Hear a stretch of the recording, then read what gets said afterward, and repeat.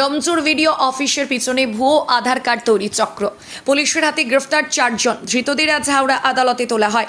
দীর্ঘদিন ধরে ডমজুর ভিডিও অফিসের পিছনে চলছিল ভুয়ো আধার কার্ড তৈরির ব্যবসা। গত রাতে ডমজুর থানার পুলিশ খবর পেয়ে এখানে হানা দেয়। এই ঘটনায় 4 জনকে হাতে নাতে পাকড়াও করে পুলিশ। ধৃতদের নাম ছোটু ভট্টাচার্য, সৌমেন্দ্রনাথ কর, আলিফ গাজী এবং কৌশিক চক্রবর্তী। প্রত্যেকেই হাওড়ার বাসিন্দা। পুলিশ দীর্ঘক্ষণ জিজ্ঞাসাবাদের পর বুধবার গভীর রাতে এই 4 জনকে গ্রেফতার করে। পুলিশ জানিয়েছে, ডমজুর ভিডিও অফিসের পিছনে তারা একটি অবৈধ এবং লাইসেন্সবিহীন আধার কেন্দ্র চালাচ্ছিল। দীর্ঘদিন তারা বেআইনিভাবে মোটা টাকার বিনিময়ে নকল আধার কার্ড তৈরি করছিল।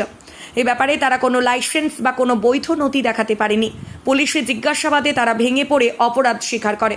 পুলিশ সূত্রে খবর, তারা সোশ্যাল মাধ্যমের কিছু লিঙ্ক থেকে বেশ কয়েকটি নম্বর পেয়ে নকল আধার কার্ড তৈরির কাজ শুরু করে। তাদের কাছ থেকে বেশ কিছু নকল আধার কার্ড বাজেয়াপ্ত করেছে পুলিশ। পাশাপাশি computer, laptop, printer, fingerprint scanner, keypad, mouse ইত্যাদি বাজেয়াপ্ত করছে পুলিশ। ধৃতদের আজ হাওড়া আদালতে তোলা হলে 3 দিনের পুলিশ হেফাজত হয়।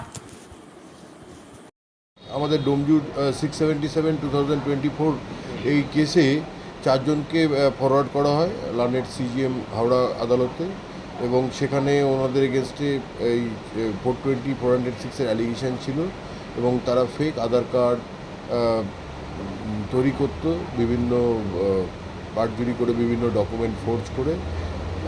সেই খবর ছিল এবং খবর থাকার সেই টিপ অনুযায়ী আমাদের ডমজুর থানার পুলিশ এটা ট্র্যাক করে এবং 4 জনকে অ্যারেস্ট করে, এবং আজকে 10 দিনের পিসি প্রেয়ার করা হয়। Learned court